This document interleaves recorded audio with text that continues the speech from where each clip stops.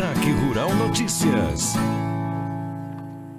Patrocínio Grupo Floss, Manejo e Fisiologia, caminhos para alta produtividade. Muito bem, vamos falar sobre clima então, e para isso nós convidamos o agrometeorologista da Embrapa Trigo de Passo Fundo, o Gilberto Cunha, para a gente saber um pouco qual é a situação aí que vai ser do outono, do inverno, o outono que está começando agora, o inverno. Então vamos fazer hoje uma previsão do tempo um pouquinho diferente aí. Gilberto, obrigado mais uma vez por ter vindo aqui falar com a gente sobre esse assunto importantíssimo. Uma das coisas que mais impacta aí a produção, né?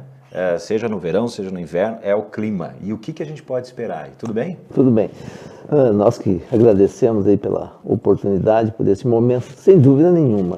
Clima e mercado são duas variáveis que exercem grande influência aí no desempenho econômico, na produtividade e no desempenho econômico aí da agricultura brasileira de qualquer lugar do mundo. É por isso que os agricultores, os produtores rurais, quem lida com o negócio rural, está sempre de olho na questão climática, seja previsões de curto prazo para alguma tomada de decisão e, acima de tudo, para as previsões de prazo mais longo, aquelas previsões que sinalizam o comportamento do clima numa estação durante um determinado período do ano.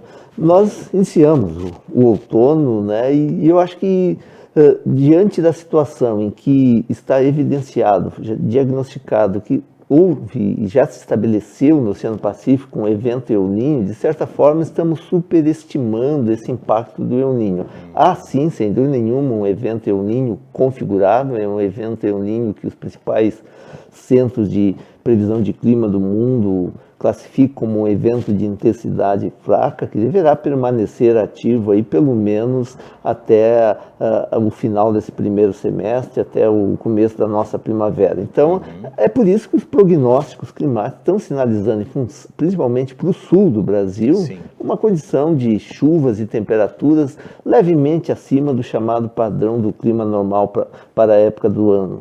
Isso eu diria que não é de todo mal para a agricultura. Não há chuvas em excessos que impeça a principal operação agrícola nesse início de outono, que é a colheita. A colheita da soja, sem dúvida, preocupa. Houve apenas um evento El Niño em 1983, em que dificultou as operações de colheita pelos muitos dias de chuvas consecutivos. Não creio, não há perspectiva que isso aconteça, então não deverá causar maiores problemas. Por outro lado, o outono aqui no sul é a época do ano que as chuvas naturalmente diminuem. A estação de menor quantidade de chuva é o outono. Os meses de menor quantidade de chuva aqui no sul do Brasil são os meses de abril e de maio. Sim. Então, essa previsão ela não é de toda mal, por quê? Se não causa problemas para as operações de colheita, por um lado. Por outro, também não dificulta o estabelecimento das lavouras de inverno, sejam culturas de cobertura, como as aveias, sejam cultivos comerciais, como o caso da canola, que agora no mês de abril já se inicia a semeadura. Então, de certa forma, eu vejo com bons olhos esses prognósticos oficiais do Instituto Nacional de Meteorologia para esse outono de 2019 no tocante à agricultura. E o inverno? Bom, o inverno é evidente que ainda é cedo, né? Mas a expectativa é que um evento tipo El Niño, uma vez estabelecido, independentemente que seja fraco ou forte, ele não muda de uma semana para outra, de um mês para outro. Então é muito provável que pelo menos até a nossa primavera esse evento El Niño permaneça. O que se tem é que, em geral, em anos de El Niño as temperaturas são um pouco mais elevadas, mas isso não elimina que depois das frentes frias ocorra a entrada das chamadas massas de ar polar e as temperaturas baixem, que geadas aconteçam. Isso é em termos médios da estação que se fala. Anos de El Niño, temperaturas um pouco acima do padrão médio, chuva idem. É óbvio que sempre há uma variação em torno dessa média e essa variação, seja de extremos, temperaturas muito baixas ou muito elevadas, está associada à característica da massa de ar. Então, a partir do outono, as massas de ar polar entram com maior regularidade, maior frequência sobre o continente e são registradas aqui no sul do Brasil as primeiras geadas já a partir do mês de abril, climatologicamente acontecem. Gilberto, também a gente lê muito sobre essa questão do acompanhamento, né, de pesquisadores em relação ao clima como um todo, né? E uma das coisas que se fala é de que a gente, em algum momento, vai começar a ver o clima um pouco mais de extremos, né? Seja no verão, seja no inverno, os extremos.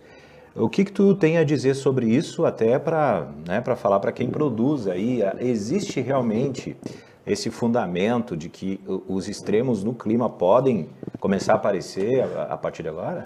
Olha, o que nós temos que ter clareza, embora muita gente negue que o clima do mundo passa por uma mudança, que a mudança do clima não é simplesmente uma invenção, uma criação, uma ficção. Existe sim realmente um diagnóstico de que os gases de efeito estufa, principalmente o CO2 na atmosfera, tem se elevado a sua concentração, desde os anos 1950, que sistematicamente são feitas medições, as concentrações saíram do cerca de 300 ppm para os próximos a 500 ppm na atmosfera, a temperatura média do planeta está se elevando e alguns lugares do mundo já sentem esse impacto. O sul do Brasil, uma particularidade que inclusive é extremamente benéfica para a agricultura, é a mudança nas chuvas, a quantidade das chuvas. Nós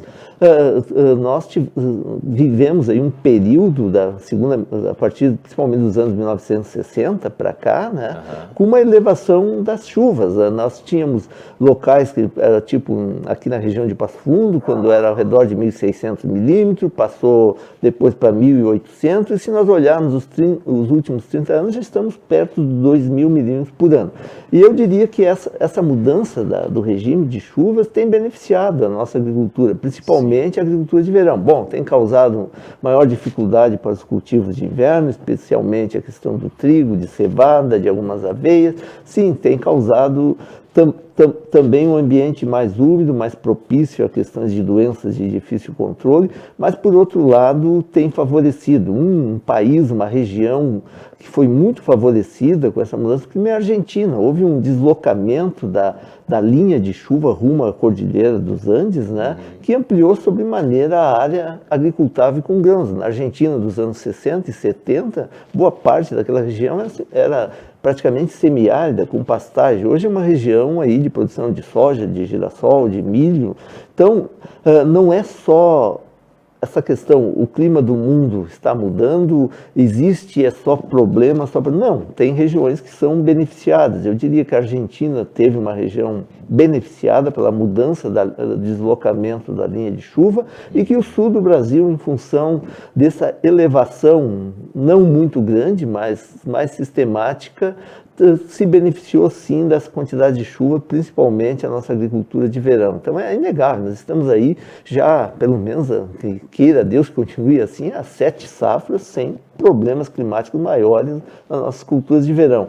Isso, talvez, não posso afirmar categoricamente, nós podemos inserir aí como um dos benefícios da chamada mudança do clima. Claro que a tendência é sempre, se espera uma mudança radical, agora as temperaturas vão subir 2 graus. Não é isso, as coisas ocorrem com a variação sistematicamente, né? As chuvas também não mudam, mas nós temos esses dois lados. Eu disse, em termos de quantidade, elevação das temperaturas é um diagnóstico já inequívoco aqui no sul do Brasil, e aumento nas quantidades de chuva nos totais anuais, especialmente primavera, começo do verão. Outro ponto que também tem sido sistematicamente observado são os eventos intensos, você bem falava, a maior quantidade de chuva em um dia. Sistematicamente, esses marcos, esses recordes têm sido quebrados de um ano para cá. Isso traz problemas, sim, em termos de defesa civil, principalmente na primavera. Aí nós vivemos todos os anos aí questões de maior frequência de vendavais, de tempestades, até mesmo de tornados aí nos afetando, e problemas aí de inundação, alagamento, principalmente na população que vive em zonas mais vulneráveis. A população aí mais pobre acaba sendo bem afetada socialmente por esses eventos extremos. Então tá certo. Gilberto Cunha, agrometeorologista da Embrapa Trigo. Muito obrigado por ter vindo aqui conversar com a gente, passar essas informações muito úteis aí, como você falou no início, né? Tem impactos econômicos sim o clima, então é muito importante essas informações. Nós que agradecemos aí, ficamos à disposição. Então tá certo. Destaque Rural Notícias. Patrocínio Grupo Floss, Manejo e Fisiologia, caminhos para alta produtividade.